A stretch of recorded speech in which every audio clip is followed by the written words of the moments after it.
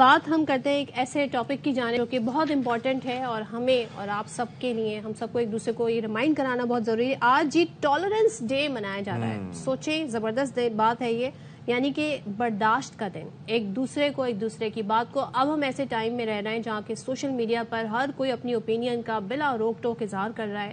آپ کچھ پوسٹ کرتے ہیں, آپ اس انسان کو جانتے بھی نہیں ہیں, وہ آ کے نیچے کامنٹ کرتا ہے, رپلائی کرتا ہے, کوئی آپ کو برا کہتا ہے, کوئی بھلا کہتا ہے.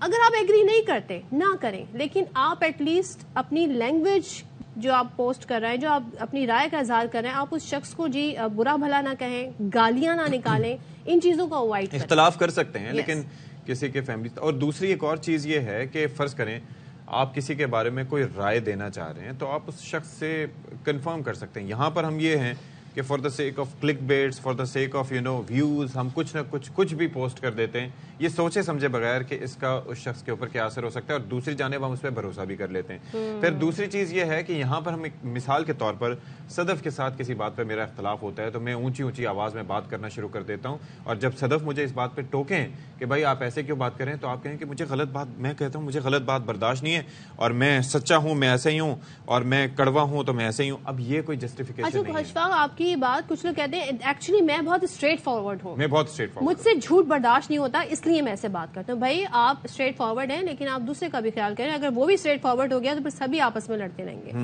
تو جناب آگے بڑھتے ہیں. اسی پر بات کرنے کے لیے ہمارے ساتھ موجود ہیں سابق principal Quaid medical college doctor Javed Iqbal. Thank you so much doctor صاحب. یہ بتائیں برداشت اب جس ٹائم میں ہم رہ رہے ہیں, برداشت سے ہم کیا مطلب لیں, کتنا برداشت کریں, اور باقی جب لوگ آپ کے اوپر طنز کرتے ہیں, آپ لوگ کو برا بھلا کہتے ہیں, ٹرولنگ کرتے ہیں, روسٹنگ کرتے ہیں, تو پھر آپ کیا کریں, خاموش ہو جائیں؟ جی وعلیکم السلام, بہت بہت شکریہ. دیکھیں یہ جو انسانی رویے ہیں نا, میں چونکہ ایک ڈاکٹر ہوں تو اسی طرح کی مثال میرے ذہن میں آئی ہے. یہ پھوڑے کی طرح نہیں ہوتے کہ آپ اس کو چیرا دیں اور اس میں سے پیپ نکل جائے اور اب پھوڑا ختم ہو جائے. تو لہٰذا ایک شخص کو نا ایکیوٹلی آپ کوئی فکرہ کہہ کے یا آدھے گھنٹے کا سیشن کرا کے اس بات پہ قائل نہیں کر سکتے کہ بھئی تم اب برداشت کرنے کے قابل ہو جانا, اور اگلے دن وہ ایک بہت ہی نرم کو انسان بن جائے. اس کے پیچھے پورے معاشرے کے اندر موجود ویلیو سسٹم, اقدار, پوری تہذیب, پورے رویے ہوتے ہیں. جب ایک بچہ اس دنیا میں آتا ہے اور ماں باپ کو لڑتے ہوئے دیکھتا ہے, جب اسکول کے اندر وہ دیکھتا ہے کہ ٹیچرز کی بھی آپس کے اندر لابیاں بنی ہوئی ہیں, کالج یونیورسٹیز میں بھی, اور اس کے بعد وہ اپنے دفتر میں بھی ایسے ہی دیکھتا ہے, اور پھر جب آپ کے ٹی وی پروگرامز کے اوپر ٹاک شو میں بھی جو ملک کے بڑے ہیں جنہوں نے ملک چلانا ہے اور اس بات کا دعویٰ کر رہے ہیں کہ اب ہم ملک کو جو ہے ترقی کی راہوں پہ لے جائیں گے, جب وہ آپس میں ایک دوسرے کے ساتھ سر پھٹول کر رہے ہوتے ہیں اور لڑ رہے ہوتے ہیں اور ایک دوسرے کو تھپڑ تک مارنے کو جا رہے ہوتے ہیں, اور پھر وہ تمام لوگ جن کو اسمبلی میں بیٹھے ہوتے ہیں اور عدالتوں میں بیٹھے ہوتے ہیں, تو وہ سارے کے سارے ایک رول ماڈل کریٹ کرتے ہیں جس کی وجہ سے پورے معاشرے میں انٹالرنٹ ہونا, معاف کیجیے گا بدتمیز ہونا, روڈ بیک کرنا, اور یہ کہنا کہ بھئی میں تو اس کو سنا کے اٹھوں گا بالکل, اور اس نے جو کیا اور اس نے, تو ایسے میں جو ہمارے نوجوان ہیں جنہوں نے آگے 15-20 سال کے بعد ملک کو سنبھالنا ہے, ان بیچاروں کی بنیاد پر ٹیڑھے ہو جاتے ہیں. تو لہٰذا آپ ان پتھروں پر جتنی مرضی دیوار بناتے رہیں وہ ایک ٹیڑھی دیوار بنتی جاتی ہے. تو انٹالرنس کی ہماری سوسائٹی میں ریزن ایک بہت بڑی بری رول ماڈلنگ ہے, اور اس کا معاشرے کے تمام طبقات ذمہ دار ہیں. اچھا, اب معاشرے کے تمام طبقات ذمہ دار تو ہیں, لیکن اب اس کو کیا کیا جائے؟ اور خاص طور پر مثال کے طور پر آج کل یہ جو سوشل میڈیا پہ جس طریقے سے آپ کو پتہ ہے, ایک تو شاید ٹریس نہ ہونے کا خوف ہوتا ہے, احتساب نہ ہونے کا, پکڑے نہ جانے کا خوف, تو کوئی بھی شخص فیک آئی ڈی بنا کے کسی بھی طریقے سے دوسرے کو ٹرول کر لیتا ہے آرام سے, اس کے بارے میں کوئی بھی بات کر لیتا ہے, اور وہ آپ کے نفسیات پر بڑا اثر انداز ہوتی ہے. ایسے میں کیا کیا جائے؟ خاموش رہنا بہتر آپشن ہے, اس کو رسپونڈ کرنا بہتر آپشن ہے, رسپونڈ کر کے ایک نئی ڈیبیٹ چھیڑنا ایک بہتر آپشن ہے, کیا کیا جائے؟ دیکھیے اشفاق صاحب, بات یہ ہے کہ باہر کے فیکٹر تو ہمارے کنٹرول میں کبھی بھی نہیں ہوتے.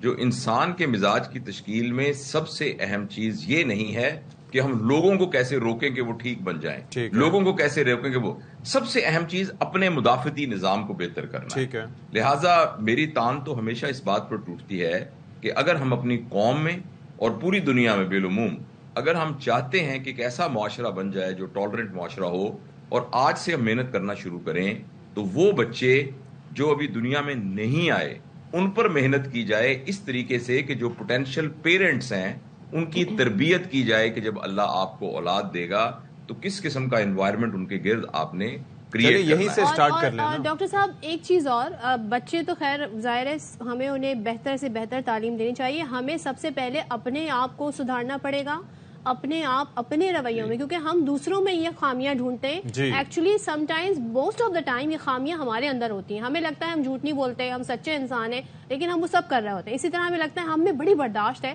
لیکن کوئی وہ بات جو کوئی شخص ہمیں کہہ دے جو ہمیں بری لگتی ہے، چپتی ہے، ہم ایسے ریئیکٹ کریں گے، بعد میں ہمیں لگے گا یار یہ میں نہیں ہوں، میں ایسا انسان نہیں ہوں. But how did I react like that? تو اپنے آپ کو کیسے سمجھائیں؟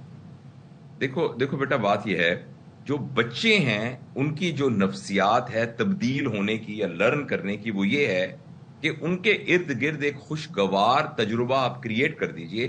یعنی ان کے گرد ایک ایسا ماحول کریٹ کر دیجئے جو آپ چاہتے ہیں تو بچے اس کو سیکھ جائیں گے. لیکن ایڈلٹ ایسے نہیں سیکھتے.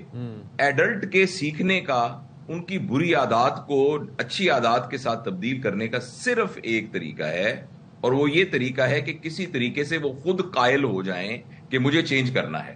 لہٰذا کوئی شخص جو تربیت کے نام پر کسی ایڈلٹ کے اوپر محنت کرنا چاہتا ہے تو وہ محنت صرف اور صرف یہ ہے کہ کسی طریقے سے اس کو قائل کرا دیا جائے کہ بھائی آپ میں یہ نقص ہے جو کہ آپ چینج آپ کو کرنا چاہیے. اور ایڈلٹ اس طریقے سے چینج ہو سکتے ہیں. اور اس کے لیے کیا کریں کہ ایک معاشرے میں عمومی رواداری کی، برداشت کی ایک فضا کریٹ کی جائے. اور یہ ذمہ داری اوپر سے ٹرکل ہوتی ہے، اور ہمیشہ پانی نہ اوپر سے نیچے کی طرف بہتا ہے. تو لہٰذا اس میں اور یہ سارا کچھ پچھلے 25-30 سال کے اندر ہوا ہے.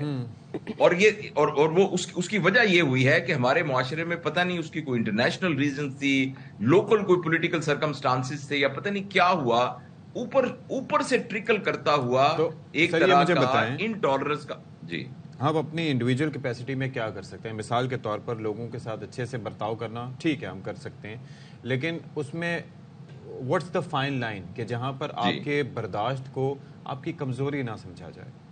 جی میں آپ کو ایک بالکل اس کی ٹو ڈو اور بہت سمپل ایک ٹیکنیک بتا سکتا ہوں جو کہ ایویڈنس بیسڈ ہے، اور آج سے آپ اور میں شروع کر سکتے ہیں. وہ یہ ہے کہ ہر روز رات سونے سے پہلے آپ 15 منٹ نکالیے. بیسٹ ٹائم یہ ہے کہ عشاء کی نماز پڑھنے کے بعد جب جا نماز پہ بیٹھے ہیں تو وہیں آپ آنکھیں بند کر کے اپنے سارے دن کی جو آپ نے کیا اس کو فاسٹ فارورڈ کر کے پوری فلم کو چلائیے. اس ایکٹیویٹی کو ٹیکنیکلی کہتے ہیں ریفلیکشن. تو آپ یہ ریفلیکشن ایک سائنٹیفک ٹول ہے جس میں آپ بیٹھ کر سارے دن کا، جب صبح ہوا ہوئی میں اٹھا، جی اپنے آپ کا ایک جائزہ لیجئے. اور جب ہم اپنے آپ کا جائزہ لیتے ہیں تو ہمیں اپنا آپ نظر آنا شروع ہوتا ہے. اب جاوید اقبال کو اشفاق کا بھی پتا ہے، صدف کا بھی پتا ہے، سب کا پتا ہے، لیکن جاوید اقبال بیچارے کو جاوید اقبال کا اپنا پتا نہیں ہے، کیونکہ جاوید اقبال نے کبھی اپنا پتا لگانے کے لیے کوئی ٹائم نہیں نکالا. تو یہ ریفلیکشن ایک سکل ہے. اگر آپ اس کے بارے میں مزید جاننا چاہیں تو آپ نیٹ پہ ٹائپ کیجئے، بہت سے ریفلیکٹیو ماڈل ہیں کہ ٹیکنیکلی کرنا کیا ہے. بس آسانی ایک چپ کر کے بیٹھ جائیں، آنکھیں بند کر کے سارے دن کی فلم کو چلائیں، آپ کو خود ہی پتا چل جائے گا فلاں جگہ پر میں یہ فکرہ نہ کہتا تو اچھا تھا، مجھے یہ کہنا چاہیے تھا. ٹھیک ہے. Thank you so much sir for this tip. انشاءاللہ سے اس کو بالکل. اور ہم کہتے ہیں نا فار لائف ٹائم ہم سیکھتے رہتے ہیں، اور ہمیں سیکھنا چاہیے اور خود احتسابی بھی کرنی چاہیے.